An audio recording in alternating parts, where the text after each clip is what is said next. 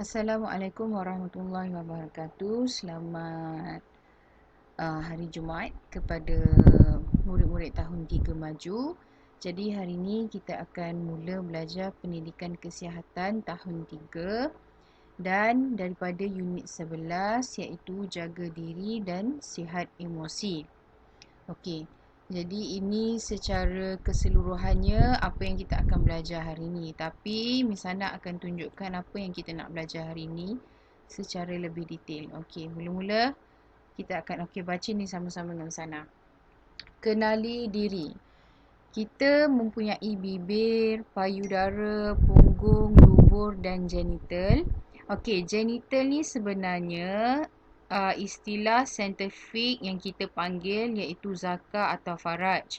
Okey, bahagian sulit kita kalau lelaki kita panggil dia zakar, tapi kalau bahagian sulit untuk perempuan kita panggil dia faraj. Tapi secara saintifiknya untuk zakar atau faraj ni kita panggil dia sebagai genital. Okey, semua ini dikenali sebagai anggota seksual. Okey, anggota seksual adalah semua tubuh badan awak. Yang pertama kita tengok dekat gambar ni, dia ada bibir. Dua-dua lelaki dan perempuan dia akan ada bibir. And then kita akan ada payudara, faraj, zakar, punggung dan dubur. Okey. Jadi macam mana cara-cara kita nak melindungi kita punya anggota seksual?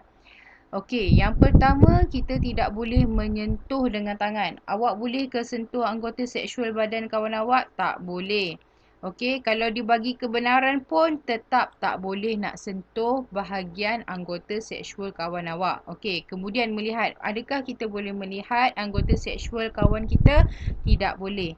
Okey, kemudian merakam atau tangkap gambar boleh ke? Tak boleh juga. Kemudian yang keempat, memaksa menyentuh. Macam Miss Hana cakap, awak tak boleh nak suka-suka hati awak sahaja nak sentuh.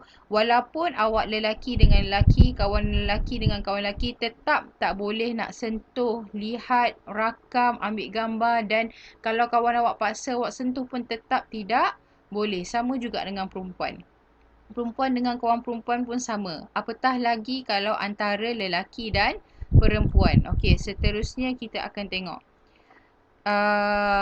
Muka surat yang seterusnya, cara-cara menjaga kehormatan anggota seksual. Okey. Kehormatan anggota seksual ni adalah tubuh badan awak. Awak bayangkan tubuh badan awak. Jadi yang pertama sekali yang awak kena buat ialah memakai pakaian yang sopan. Okey, memakai pakaian yang, kalau kita sebagai seorang Muslim, kita kena pakai pakaian yang menutup aurat, yang tidak menjolok mata memandang. Awak kena pakai macam kalau perempuan, awak kena pakai baju lengan panjang, seluar atau kain. Awak kena pakai tudung kalau sebagai seorang Muslim. Kalau lelaki, pakai seluar kemeja, bukan yang pakai seluar pendek sampai nampak lutut.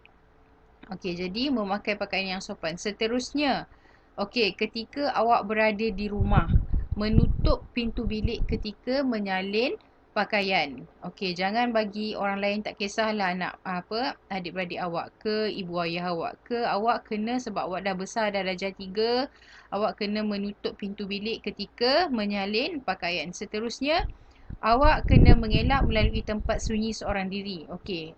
Dalam waktu awak darjah 3 ni, awak masih kecil. Jadi untuk awak berada di dalam pengawasan ibu bapa awak sangat-sangat penting. Okey, untuk awak tidak keluar rumah secara berseorangan ataupun awak keluar dengan kawan awak yang sebaya umur pun tak boleh juga. Okey, jadi ini cara awak nak jaga kehormatan diri awak. Yang pertama, memakai pakaian sopan, menutup pintu bilik ketika menyalin pakaian, mengelak melalui tempat sunyi seorang diri. Okey. Kesan jika awak tidak menjaga kehormatan anggota seksual, apa yang akan jadi? Okey, kalau awak tak jaga kan, awak pakai baju yang ketat semua, awak akan mendapat malu dan emosi awak terganggu. Awak malu, orang lain akan ejek awak, kenapa dia pakai macam tu? Macam tu.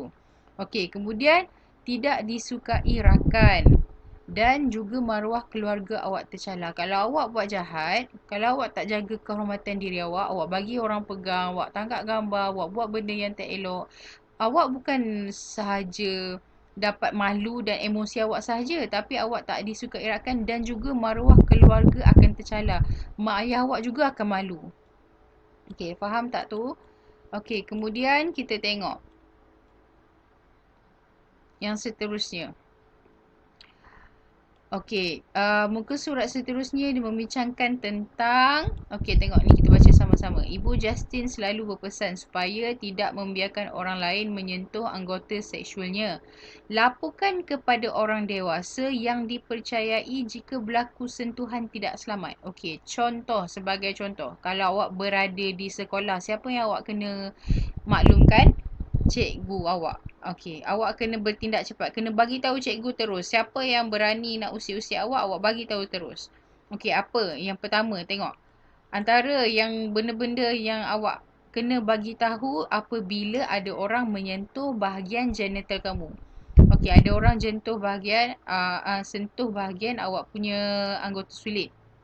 Kemudian kalau ada orang menyelak baju kamu, ataupun awak ada orang meraba dada kamu, and then ada orang menepuk punggung kamu, laporkan kepada guru, ibu bapa atau polis. Tengok, kalau awak berada di rumah, awak bagi tahu ibu bapa awak. Tapi kalau awak berada di sekolah, awak bagi tahu guru yang ada di sekolah.